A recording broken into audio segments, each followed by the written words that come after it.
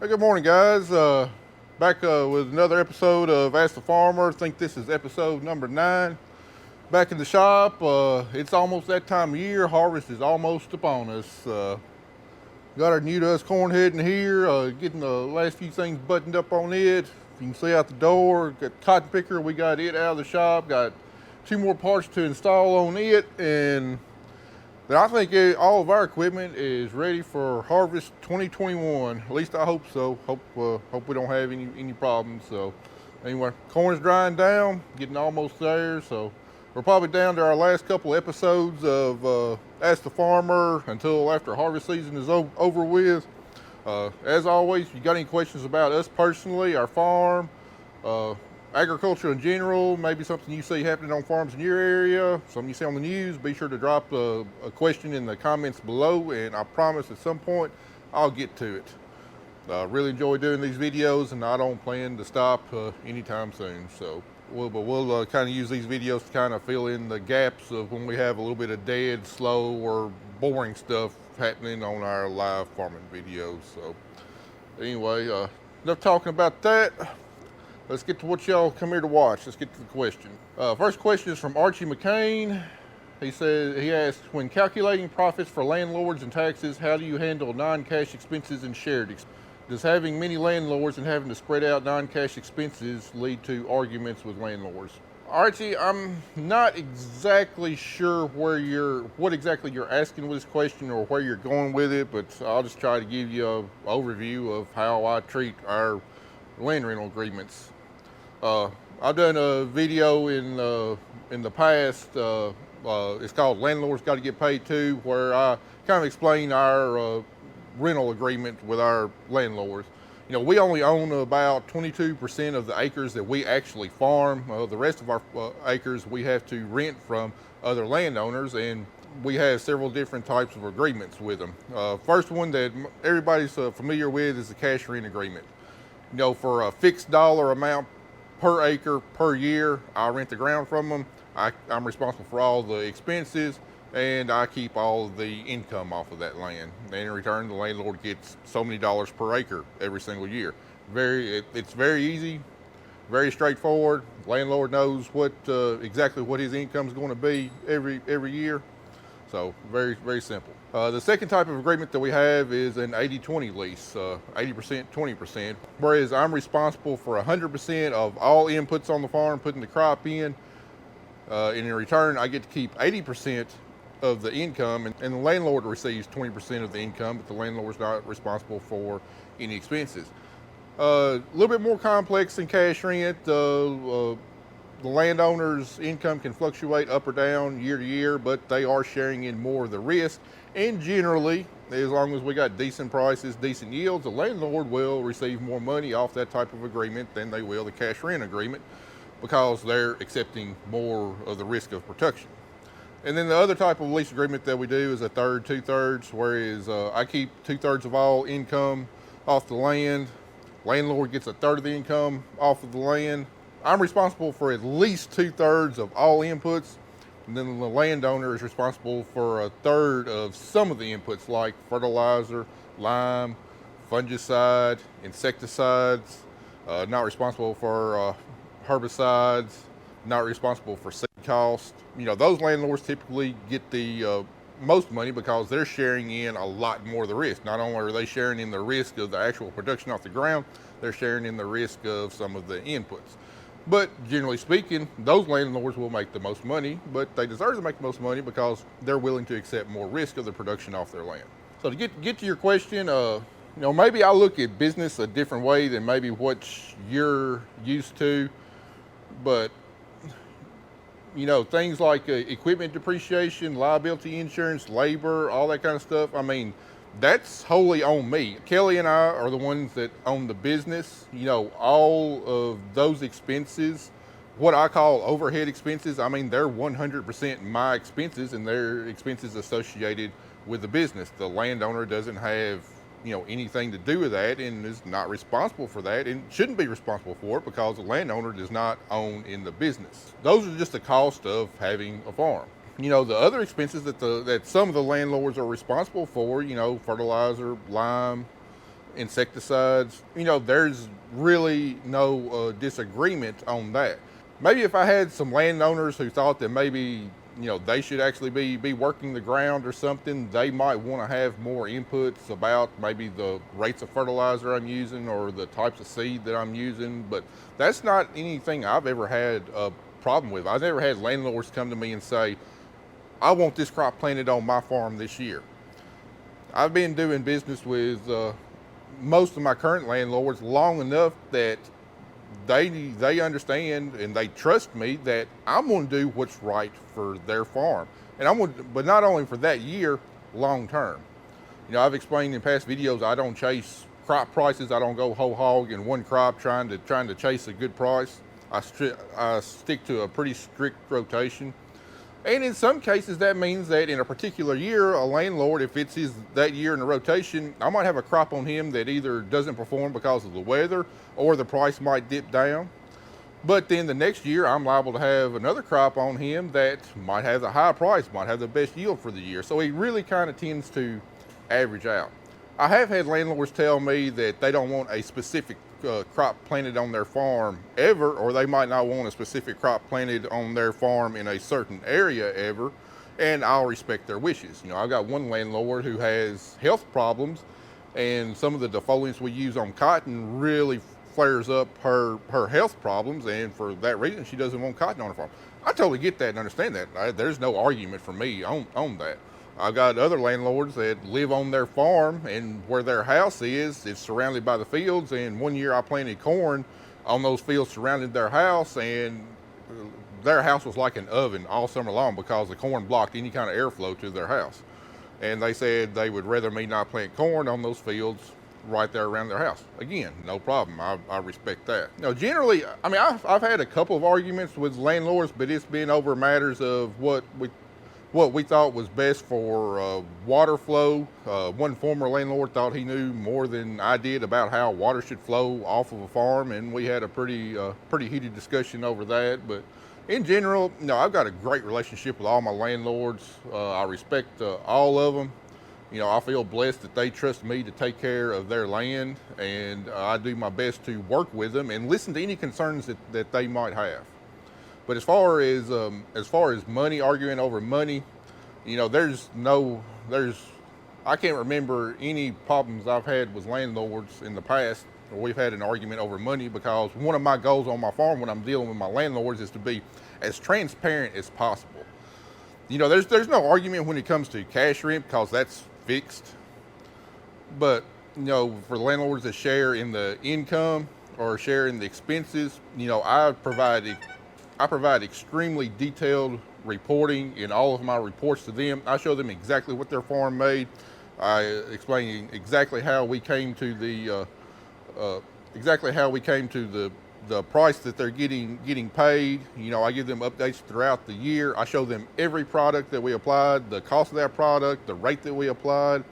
So I try to be very transparent and as open with them to where they have no reason not to trust me at all. Honesty is one of the things that I feel extremely strongly about. A man is only as good as his word, and I don't want to do anything to damage that. So I don't really know if that answered your question or not, but hopefully you have a little bit better idea of my thinking behind, financials on the farm.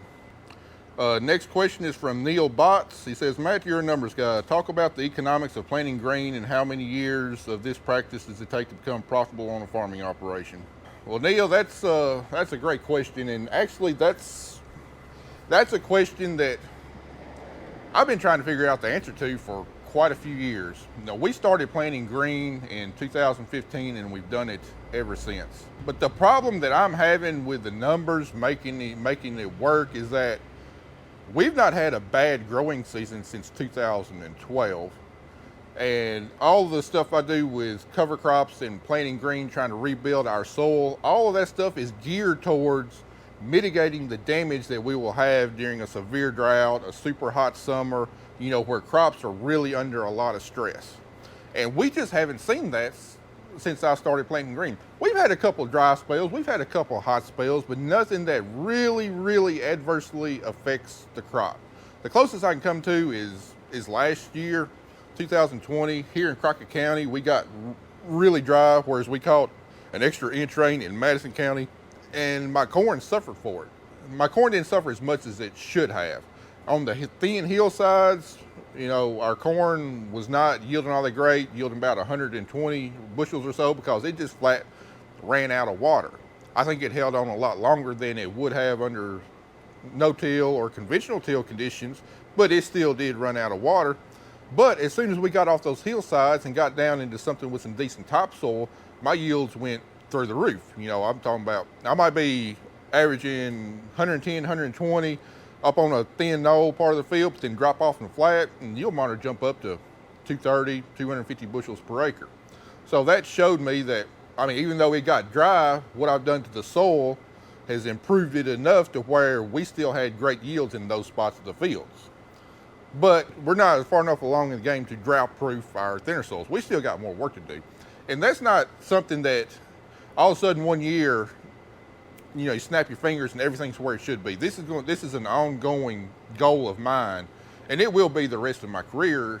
You're not going to reach a level to where everything is perfect. It's a constant battle to keep on improving. We're not going to undo 130 years of soil damage in the next 20, 25 years. If someone's running our farm after I'm dead and gone, there's still going to be room for improvement then. So there's several benefits that we see immediately the first year. If you have a thick enough cover rolled down, weed control is definitely you'll definitely see that the first year. And then other things will kind of progress, will get better every single year. One of those things is like water infiltration rates. After 3 years, I've seen water infiltration rates go from 1 to 2 inches of rain per hour up to 12 inches of rain per hour. So a lot of those things is just continued improvement.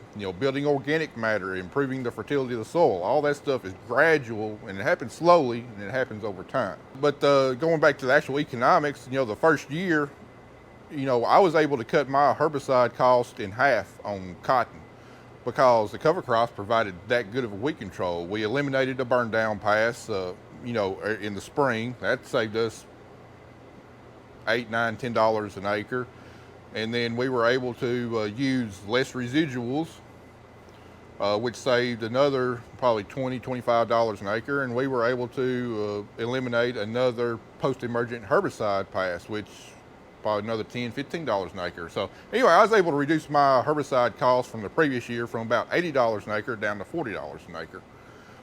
Because of all those cover crops on my cotton, I've been able to reduce my fertilizer use, especially nitrogen use. I've been able to cut my nitrogen use in half, generally from 80 pounds an acre down to around 40 pounds an acre. And I'm thinking next year I'm going to reduce it even further because we just can't shut our cotton down. So say nitrogen is 50 cents a pound. That's another $20 an acre we've been able to save. I do believe I'm seeing yield improvements, but I've not been able to prove yield improvements in replicated trials. Overall on our farms, I'm seeing more consistent yields across the farm. I'm not seeing lows being as low as what they used to be. I'm seeing a lot more consistent yields. But again, we haven't had the growing season that really will let our system shine. We're going to get that year eventually, and hopefully by then I'll have our soils well enough along that we'll be able to tell from the difference between us and our neighbors that our system is definitely working. I'm not shooting for really making our farm that much more great in a good year. I'm shooting for protecting our farm when we have that big drought again, that the 2007, the 2012 again, where like 2007, I came this close to losing the farm because we lost $100,000 that year. And that was long before we started with soil health, and that year has got me scared, and I'm trying to build our soils up to where when we have that type of year again, our farm is at not as near as big a risk as what it was before. And going back to cost again, I firmly believe if it weren't for Palmer Amaranth, I could be farming our ground a whole lot cheaper. But every management decision I make is based around Palmer Amaranth and trying to control it, having a zero tolerance policy to not let a single pigweed come up and go to seed. And for because of that reason and that reason alone, we're spending more than what we should have on herbicides just for that one weed. Because if I didn't spend that money, then like almost every night during late July and August, I'm going around every field looking for pigweeds. And I'm able to control them. I'm able to halfway eradicate them from our fields. But if we weren't spending all that extra money on herbicides, I'd have to spend even more time because there would be more of them out there. As it is, we still get a few that pop through and I got to go around every field and remove them. But if we didn't spend that money on herbicides, I mean, even with the cover crops help, but the cover crops are not 100% effective, just like herbicides are not 100% effective. So in order to keep all pigweeds out of our field, it requires a lot of labor during the summer. And I'm spending more money on herbicides to reduce the amount of labor and make it a manageable situation where I can still hand remove all pigweeds. So that's probably a roundabout answer of answering your question, but hopefully that helps you understand a little bit. Next question is from Kentucky Farmer 21. He asks, what's my opinion on leasing equipment versus owning it? Kentucky Farmer, I'm not a fan of leasing. I know a lot of other farmers might lease their equipment and it probably works fine for their operation. For me though, that's not the way I want to go. I mean, with leasing, you're not building up any equity. You're paying a lot of money every year basically to rent a machine, and then at the end of that term, you got nothing to show for it other than being able to use that machine for however many years you were able to do it. You're not building up any equity. Whereas when I purchase my equipment, I'm building equity. Now that equity is depreciating every year, but generally we own our equipment long enough that it works out a lot better financially for us. You know, by the time we do get rid of our machinery, when we trade it off, it's still worth something. Whereas when you lease a machine, I mean, you're not getting anything back. But the benefit with leasing is that you're generally able to run newer equipment and equipment that you don't have a lot of repair expenses on. Whereas when you own a piece of equipment and to keep it for as many years as we do, well, I mean, you got quite a bit of expense tied up in repairing it. So I've looked at leasing versus ownership, and long-term financially for us, owning, because, you know, we'll keep a tractor 10 plus years. You know, we'll keep a combine 5, 6, 7, 8 years. You know, we'll keep a sprayer 5 or 6 years. And for us, long-term, you know, it's better financially. It's less money out of our pocket, and it's also building our net worth by owning equipment versus leasing it. There might be something there that I'm not seeing, but I mean, I've run the numbers before. You know, on our newest grain bin out here, you know, I ran the numbers on leasing versus owning, and leasing just didn't make any sense, and it also had some stipulations tied to it that I just didn't like. You know, you lease a tractor, combine, you're limited to how many hours you can put on that machine in a year, and that's not really something I want to worry about. I don't want to get to the last third of harvest and say, oh my, we're getting close to the number of hours I can put on there. Can we fit in the rest of our harvest with the number of hours I'm allotted on this machine? I've got enough headaches to deal with that's another headache I don't want. That's generally our feeling on leasing versus owning. Kelly Griggs asked, how did your wife get into farming? Did she have training before? Thanks. Well, Kelly, to answer your question, no, my wife did not have any former training. She's from the big city of Chicago, and she was a city girl when I met her. But she definitely took to the farm really quick, and within a year or two of meeting her, I mean, she was out here on the farm helping out, running equipment. She didn't shy away at all from learning about the farm, and over the last 16 years, she's learned as much as any girl who grew up on a farm would know, and in some cases even more. She really took to operating the equipment, learning how to do it, and I mean, can't say enough good things about her. That's not something that a lot of women would do. So she didn't have any training before, but she's got plenty of on-the-job training, and she really took to it. Hope that answers your question, Kelly. If you got any more, please ask again in the comments below. All right, last question I'm going to get to today is from Anderson Baggins. He asks, how do you prevent nutrient stratification in no-till conditions? Anderson, that's a great question. And for those of y'all that might not know exactly what he's talking about, you got a soil profile that the roots can reach, and asking about nutrient stratification, typically, even in conventional till, but probably more so in no-till, all the nutrients we apply are applied to the soil surface, and water doesn't just carry all those nutrients down through the soil profile. In some cases, like nitrogen, it does, and then water can carry nitrogen through the soil profile out of the rooting zone to where plants can't even utilize it, and that's a process we call leaching. But your other nutrients, your phosphorus, your potassium, calcium, magnesium, a lot of those nutrients, they're not very mobile in the soil, and as a result, they tend to concentrate in the top layers of the soil. But to answer your question, Anderson, I don't have a problem with nutrients being stratified in the soil. I don't have a problem with them being concentrated in the top few inches, because think about it, that's where the bulk of your roots are going to be. I mean, the bulk of your nutrient uptake is going to be from the top few inches of the soil. So yeah, I want some nutrients down in the profile that the taproot can get to, and there are nutrients there. But soil tests have shown that even with tillage, nutrients are still going to be more plentiful in the top few inches of the soil, and that's where I want them, because that's where the roots are. Tillage will incorporate that soil some and move some of those nutrients down below, but you think about it, even if you plow every year, you've got roots there that grow down through the profile, and they bring those nutrients up. Not all those nutrients make it in the plant. Some of those nutrients are going to be left in the roots. So plants are naturally bringing nutrients from farther down in the soil profile and bringing them to the top, and then when the plant dies, that's where those nutrients are left. I'm not concerned with nutrient stratification.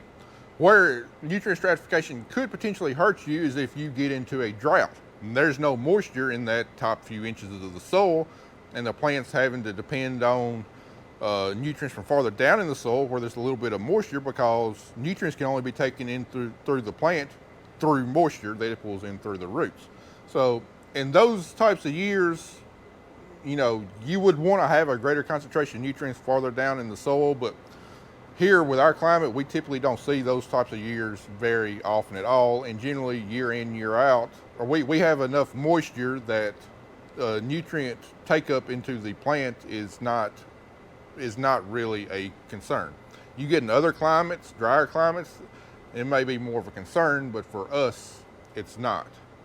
So I don't feel any need to till the soil, to incorporate the soil and the nutrients down into the ground. One place where that can be a problem, though, is when it comes to, say, you're picking up a farm. It's been mismanaged for quite a few years, and the pH on it is real low.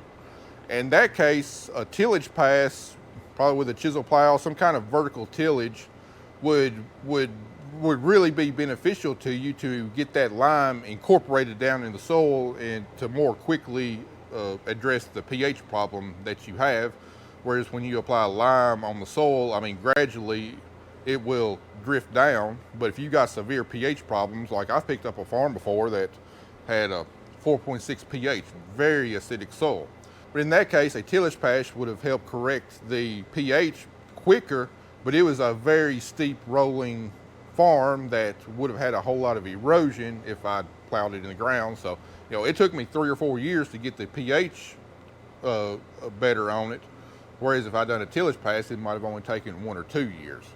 But again, I couldn't run the risk of erosion and losing what little topsoil that farm had left on it. But for your NPK, magnesium, calcium, sulfur, that kind of stuff, I'm not worried about nutrients being stratified in the soil profile. Anyway, hope that answers your question. Again, that's not a one-size-fits-all answer. That's an answer that fits our farm. Another farm in a different location could have a completely different philosophy, and my answer might be wrong. Anyway, guys, I think that's got us another full video, so we'll go ahead and end it here. Might have one more chance for one more Ask the Farmer question. Again, you got any kind of questions for me, please leave them in the comments below.